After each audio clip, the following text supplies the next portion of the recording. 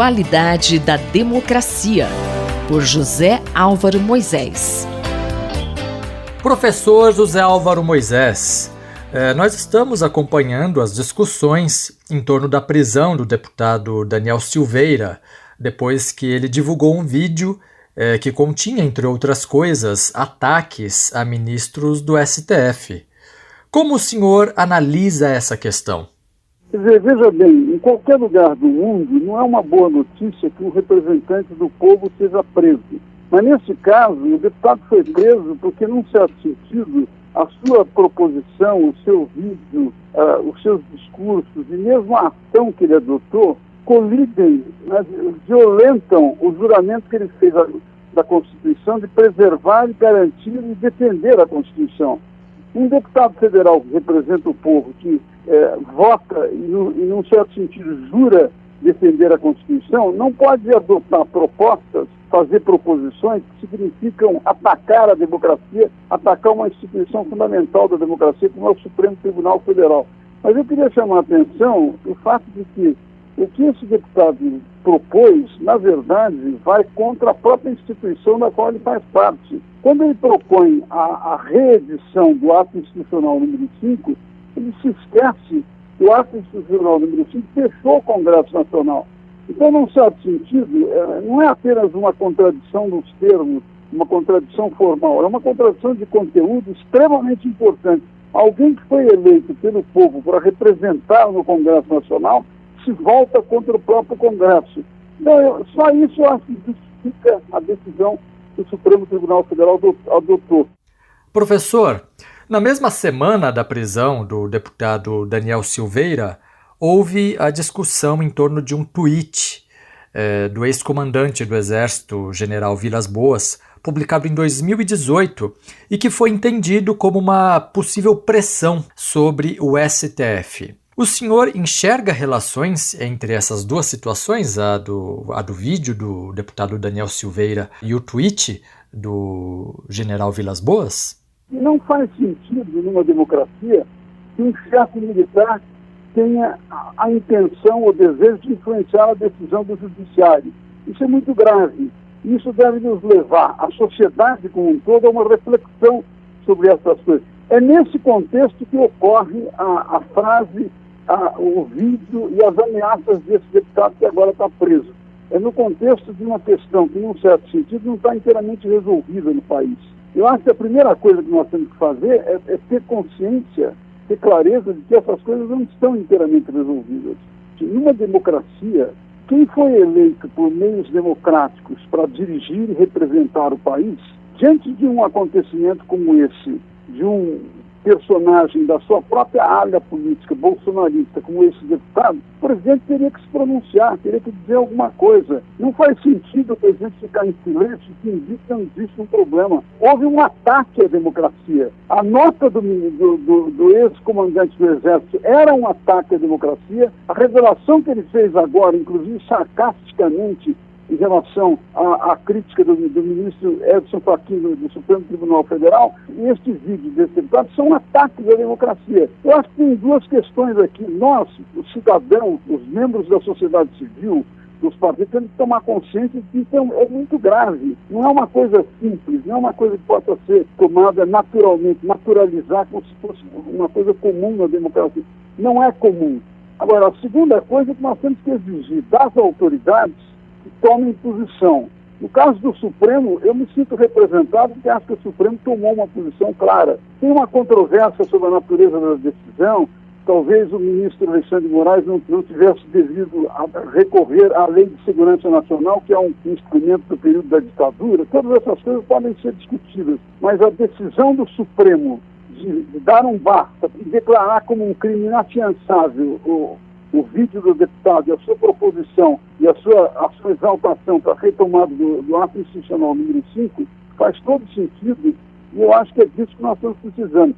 Eu, Gustavo Xavier, ouvi o professor José Álvaro Moisés. A qualidade da democracia, por José Álvaro Moisés.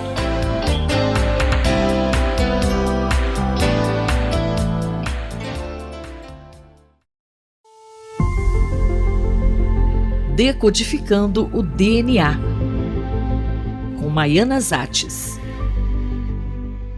Professora, qual é o tema da coluna de hoje? Na semana passada, a revista New York Times escreveu um artigo interessante discutindo aspectos sobre segurança pública, discriminação, livre escolha e privacidade a respeito do que está acontecendo em Israel.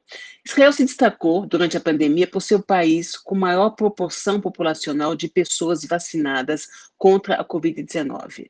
Até o final da primeira quinzena de fevereiro, cerca da metade da população já tinha tomado a primeira dose da vacina da Pfizer e um quarto da população já tinha tomado as 2 doses. É verdade que o tamanho da população de Israel, de 9 milhões, é menor do que da cidade de São Paulo. Se formos pensar no Brasil, seria equivalente a vacinar 100 milhões de brasileiros, uma meta muito mais difícil de ser alcançada, mesmo se tivéssemos um número suficiente de vacinas. Mas eu gostaria de registrar aqui um super aplauso para o SUS. Nos locais onde não havia falta de vacinas, a vacinação foi muito rápida e organizada. Voltando ao caso de Israel, mesmo com a vacinação sendo aplicada a todo vapor, o país estava no 3º lockdown e que só foi parcialmente liberado agora e com regras a serem obedecidas. E quais são essas novas regras? O Congresso israelense votou a favor de se reabrir shoppings, museus, hotéis, clubes e escolas, desde que se mantenha distância social e o uso obrigatório de máscaras. Mas não para todos. Para poder entrar, os frequentadores deverão mostrar um certificado de vacinação com código QR ou um atestado comprovando que foram curados de Covid. Antes da vacinação, já se discutia questões éticas relacionadas ao monitoramento das pessoas durante o lockdown, que foi muito restritivo em Israel. A partir de um aplicativo no celular, as autoridades podiam rastrear a movimentação das pessoas e quem estivesse a mais de 500 metros de sua residência tinha que pagar uma multa pesada. E aqui discute-se a primeira questão ética, o respeito à privacidade e à livre movimentação das pessoas. E o direito de escolher? Infelizmente, muitas pessoas não querem ser vacinadas.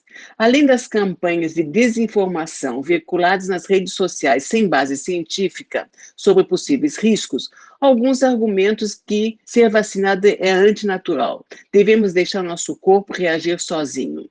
Não sei quantas dessas pessoas estariam vivas hoje se não houvesse vacinas contra varíola, difteria, poliomielite no passado. Mas uma coisa é decidir sobre o próprio corpo e outra colocar em risco pessoas ao nosso redor. Aliás, foi assim que se estabeleceram as campanhas anti-fumo. Enquanto não foi descoberto os malefícios no fumante passivo, não havia proibição de se fumar em local público. E hoje são regras aceitas e respeitadas. Então as pessoas podem realmente preferir não frequentar shopping, clube ou restaurantes do que serem vacinadas.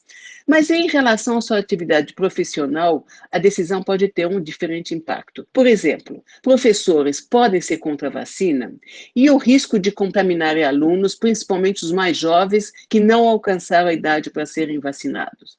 E empregadores, eles poderão obrigar seus empregados a serem vacinados? Aqueles que trabalham em hotéis, restaurantes ou que lidam com o público. Não existe legislação para isso, mas os empregadores poderão decidir se mantêm no seu quadro de empregados os que não foram vacinados. Ou, alternativamente, eles teriam que ser testados para a presença do vírus a cada 2 dias. Recentemente, tivemos surtos de sarampo exatamente porque a revista Lancet havia publicado um artigo segundo o qual a vacina aumentaria o risco de autismo. O artigo foi desmentido, mas muitos pais no mundo todo deixaram de vacinar seus filhos e o sarampo voltou a ser um problema de saúde pública. E, a partir disso, em muitos países, as escolas passaram a exigir um certificado de vacinação para permitir que as crianças frequentassem a escola. Isso também acontece em relação a outras epidemias, como, por exemplo, a febre amarela. Alguns países só permitem a tua entrada se você for vacinado. Em resumo, embora eu defenda a liberdade de escolha, ela não pode interferir na liberdade do outro e na escolha das pessoas ao nosso redor de não estar em contato com alguém com risco de transmitir o vírus. A professora Maiana Zates conversou comigo, Fabiana Maris. Decodificando o DNA, com Maiana Zates.